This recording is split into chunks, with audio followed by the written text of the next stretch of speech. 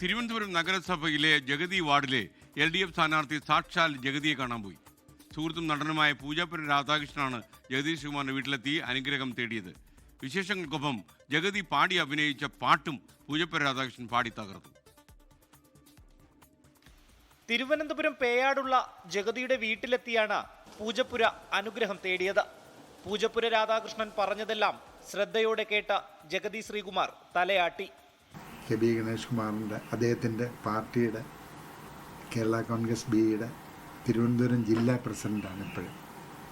അപ്പം ആകപ്പാടെ ഒരു സീറ്റ് നമ്മുടെ ഇടതുപക്ഷ ഘടകകക്ഷിയുടെ നിലയിൽ തന്നു. അപ്പം അവിടെ ശ്രീ കെ.ബി. ഗണേഷ് കുമാർ പറഞ്ഞത് പൂജപ്പുര അവിടെ നിന്നാൽ മതി. ജഗതി വാർഡിൽ മത്സരിക്കുന്ന LDF സ്ഥാനാർത്ഥി എന്നുള്ള നിലയ്ക്കാണ് ഇത്തവണ തന്റെ സുഹൃത്തായ ജഗതി ശ്രീകുമാറിനെ കാണാൻ പൂജപ്പുര രാധാകൃഷ്ണൻ എത്തിയത്.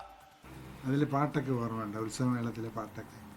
രാമ ശ്രീരാമ തേടി വരുന്നു ഞാൻ, നീ പോകും വഴിയെല്ലാം തേടി വരും.